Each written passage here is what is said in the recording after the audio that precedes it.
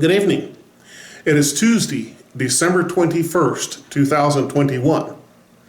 I read that today is the last 21st day of the 21st year of the 21st century. Okay. Christmas is close.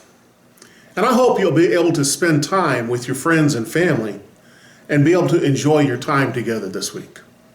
This evening's parable contrasts the exceptionally great difference between living a life of faith and trust in God versus a life of self-centeredness. In Luke chapter 16, verses 19 to 31, and I'm reading from the New Living Translation, we see the parable of the rich man and Lazarus. Jesus said there was a certain rich man who was splendidly clothed in purple and fine linen, and who lived each day in luxury. At his gate lay a poor man named Lazarus, who was covered with sores. As Lazarus lay there longing for scraps from the rich man's table, the dogs would come and lick his open sores. Finally, the poor man died and was carried by the angels to be with Abraham. The rich man also died and was buried, and his soul went to the place of the dead. There in torment, he saw Abraham in the far distance with Lazarus at his side. The rich man shouted, "Father Abraham, have some pity.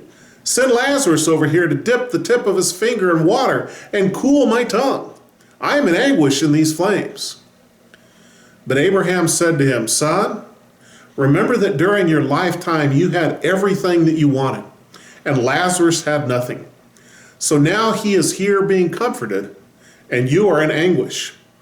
And besides, there is a great chasm separating us. No one can cross over to you from here, and no one can cross over to us from there." Then the rich man said, "Please, Father Abraham, at least send him to my father's home. For I have 5 brothers, and I want him to warn them so they don't end up in this place of torment." But Abraham said, "Moses and the prophets have warned them. Your brothers can read what they wrote." The rich man replied, "No, Father Abraham, but if someone is sent to them from the dead, then they will repent of their sins and turn to God." But Abraham said, "If they won't listen to Moses and the prophets, they won't be persuaded even if someone rises from the dead." How tragic, and so utterly preventable, the tragedy of the rich man. Had everything he wanted, lived each day in luxury, and just completely ignored the poor man begging at his gate, who just hoped for scraps tossed out that the dogs didn't get to first. What a miserable existence. They both die. The one is wealthy and is buried with great pomp and circumstance. The other one, well, it says he was carried away by the angels. He wasn't buried, at most cast into a potter's field. But his soul was carried away by the angels. The rich man gets to torment, and it's hot and it hurts, and he cries out, still expecting Lazarus to be a servant. "Hey, tell him to get some water and come cool my tongue."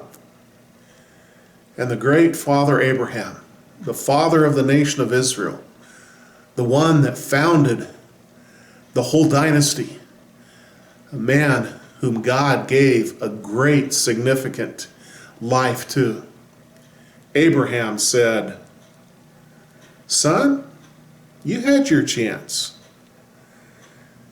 We can't go over there and you can't come over here.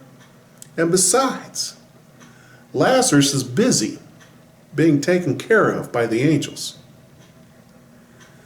So the rich man says, "Well, at least send him down to talk to my brothers so my brothers don't have to do this same thing. At least try and save some of my family." And Abraham says, "Hey, they could have read the Old Testament." And I love what the rich man says to Abraham at that point. They're not going to do that. They're not going to pay attention. But boy, if somebody came back from the dead, and Abraham says they're not even going to listen then. And Jesus is telling this parable to the Pharisees, knowing that he's going to come back from the dead and they're not going to listen to him then. How stark the contrast between a life of self-centeredness, where everything revolves around me, versus a life where you're poor and hurting, but trusting God. How beautiful it is to have a life that trusts God. You know, Christmas time always reveals what people's true values are. Is it material things? Is it stuff? Is it the things we want? Or is it the ongoing love and respect of family and friends? This Christmas, give the gifts of time and encouragement and trust in God to your family and friends. May God bless you.